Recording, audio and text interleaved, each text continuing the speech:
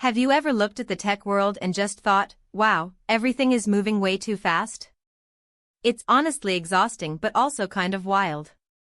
I mean, one day we're talking about electric cars, and the next, we're wondering if two of the biggest companies on the planet are going to merge into some kind of unstoppable supercorporation. It's enough to make your head spin, right? But seriously, grab a seat, because what's happening in mobility and tech right now is actually insane. Let's start with the big one.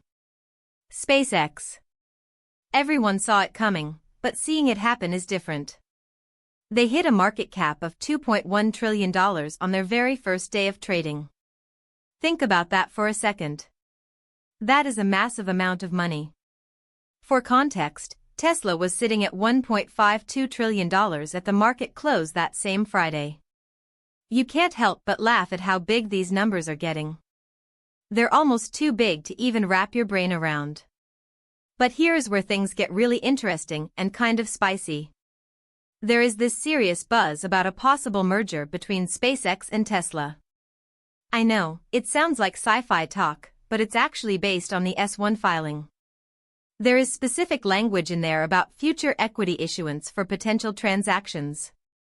Even Gwynne Shotwell, the president of SpaceX, has had things to say that have people reading between the lines. It's got everyone wondering if Elon Musk is cooking up a strategy to link these two giants together. We don't know for sure, but industry analysts are definitely watching this closely. While all that drama is unfolding, the car industry is doing its own dance. General Motors is making some bold moves. They are actually partnering with a foreign supplier, CATL, to get LFP cells for their 2027 Chevrolet Bolt. It's a reminder that global supply chains are still the heartbeat of this whole industry. Plus, GM isn't just focused on cars. They are teaming up with Peak Energy to build sodium-ion batteries for grid-scale energy storage. They're basically looking to sell power systems to AI data centers. It's smart, but man, it's a lot to keep track of. Speaking of moves, Waymo is making waves in Arizona. They just picked up a 5,500-acre proving ground for $220 million. And get this, the land was previously owned by a shell company linked to Apple. It's like the ghost of Apple's abandoned car project is being inherited by Waymo. It feels a bit sad for Apple, honestly, considering how much energy they put into that, but for Waymo, it's a massive upgrade for their operations. They are even launching a new loyalty program called Waymo Premier for $29.99 a month. I guess we're subscribing to everything now, even our robotaxi rides. It hasn't been all sunshine and growth, though. There is some real instability happening behind the scenes at companies like Lucid Motors. Ahmad Dalala, a key executive, has officially left the company. When you see talent jumping ship like that, it usually makes you wonder what's going on inside the walls. And then there's the AI side of things. It feels like every week there's a new model that's supposed to change everything. Descartes just dropped this thing called Oasis 3, and it generates real-time driving environments. It's wild tech. They're planning to move into robotics and physical AI applications soon, too. But the AI world isn't all hype. There are some really uncomfortable stories coming out, like reports labeling Meta's AI unit as a soul-crushing gulag. That's pretty heavy stuff. Even the researchers at Anthropic are dealing with pushback about the guardrails on their Fable model.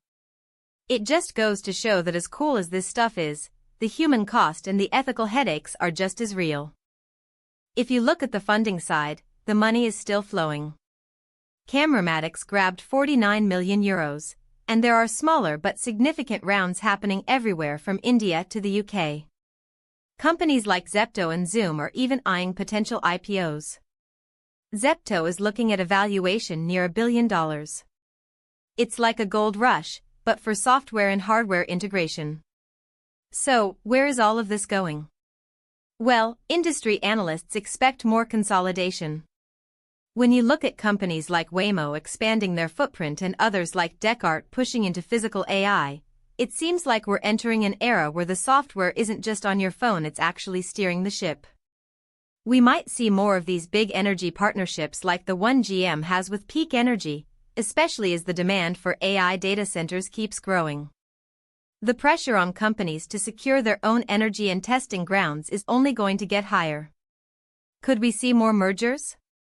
Possibly.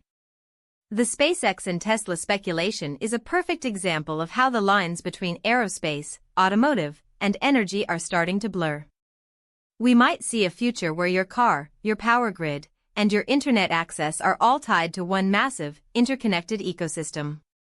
It sounds convenient, but it also sounds like a lot of power in one place. It's honestly a lot to digest.